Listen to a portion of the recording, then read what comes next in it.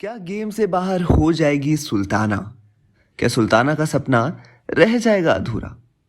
क्या होगा मैच का रिजल्ट? हेलो दोस्तों, आप सभी का स्वागत है बॉलीग्राज स्टूडियोज में।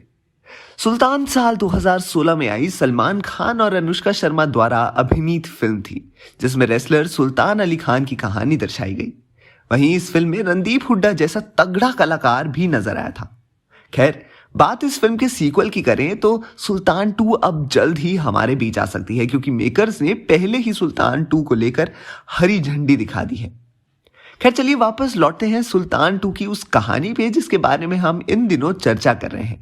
तो पिछली वीडियो में हमने देखा कि कॉमनवेल्थ गेम्स में शामिल होने के लिए सुल्ताना अपने पिता और कोच फतेह सिंह के साथ टर्की के अंताल्या पहुंच जाती है, जहां पे उसका सामना जापान की 18 साल की रेसलर आइको मिनामोतो से होता है।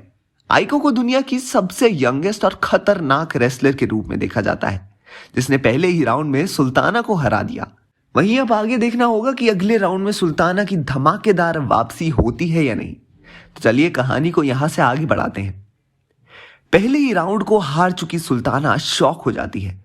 फतेह सिंह और सुल्तान उसे जहां दूर से चीयर कर रहे होते हैं, वहीं पर सुल्ताना एक वक्त के लिए अपने होश खो बैठती है। सुल्ताना को समझ नहीं आता कि आखिर वो अपनी वापसी करे कैसे। हालांकि इस बीच दूसरा राउंड शुरू हो जाता है, जिसमें कॉन्फिडेंट आइको मैच के लिए काफी तैयार लग रही होती है। वहीं पे सुल्ताना का कॉन्फिडेंस पहला राउंड हारने की वजह से थोड़ा लो हो जाता है। रेफरी मैच को आगे बढ़ाता है। आइको और सुल्ताना एक दूसरे को हराने की कोशिश करती हैं कि तभी आइको पहले राउंड में चली हुई चाल फिर दोहराती है और सुल्ताना के पैरों को बांधकर उसे जमीन पर पटक देती है। दूर से मैच देख रहा फतेह सिंह समझ जाता है कि आखिर आइको की रणनीति क्या है, जिस वजह से वो जोर से चिल्लाकर सुल्ताना को कहता है, पैरों को पकड़, पैरों को। लोगों के चीयर के बीच फतेह सिंह की ये बात पूरे स्टेडियम में गूंजती है, जिससे सुल्ताना का ध्यान भी फतेह सिंह की ओर जाता है। जमीन पर गिरी सुल्ताना अपनी वापसी पकड़ने के लिए तैयारी कर रही होती है।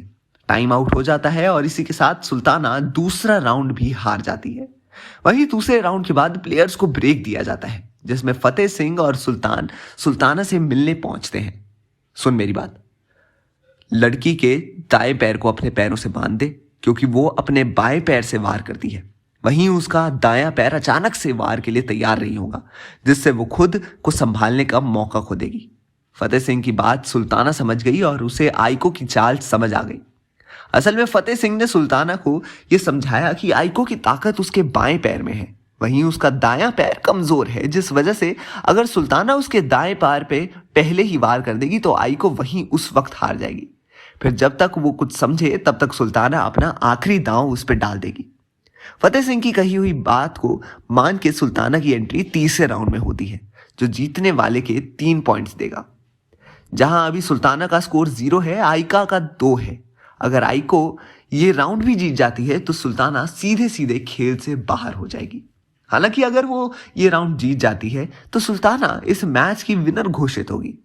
स्टेडियम में मौजूद इंडियन फैंस सुल्ताना को अगले राउंड के लिए चीयर कर रहे थे।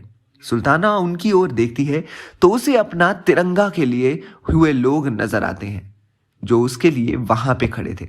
सुल्ताना तिरंगा को देख थोड़ी इमोशनल होती है। हालांकि यहाँ तिरंगा उसके अंदर एक ऐसी ऊर्जा भरता है जिससे वो अगले राउंड में काफी जोश के साथ एंट्री करती है।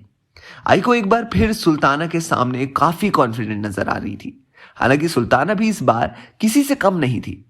वो आइको के साथ हाथ से सामना करने के बाद उसके दाएं पैर की ओर बढ़ती है। हालांकि दिमाग से तेज आइको सुल्ताना को ऐसा करने का मौका ही नहीं देती और उस पर लगातार वार करती है, जिसे देख फतेह सिंह और सुल्तान थोड़े परेशान हो जाते हैं। यहीं पे सुल्ताना अपने मन को शांत करती है। वो जानती है कि ये राउंड उसके अब तक के सपने के आखिरी राउंड है। अगर वो इसे हार गई तो वो सब कुछ हार जाएगी। इसी सोच की वजह से सुल्ताना अपने मन को शांत करके आइको के हर एक वार को गौर से देखती है और अचानक ही सुल्ताना आइको के कंधे पे वार कर देती है, जिससे आइको का हाथ कमजोर पड़ने लगता है। उसी वक्त सुल्ताना उसे अपने कब्जे में लेकर जोर से जमीन पर पटक कर चित कर देती है। रेफरी 10 तक की गिनती गिरता है। हालांकि आइको वापसी नहीं कर पाती, जिसके साथ ही सुल्ताना को 3 पॉइंट्स मिल जाते हैं और इसी के साथ सुल्ताना जीत जाती है। चारों तरफ सिर्फ सुल्ताना सुल्ताना की आवाज सुनाई देती है। आज हर भारतीय गर्व से रिंग में खड़ी उस 17 साल की लड़की को देख रहा था जिसने कॉमनवेल्थ में गोल्ड जीतकर देश का मान बढ़ाया था।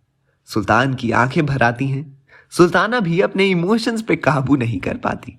तभी अपने हाथों में गोल्ड रख के उसके सामने तिरंगा लहराया जाता है और नेशनल एंथम की धुन पे वहां पे मौजूद हर भारतीय गर्व से सिर ऊंचा कर खड़ा होता है। आज एक लड़की ने फिर एक बार देश का मान बढ़ाया था और आगे भी बढ़ाएगी।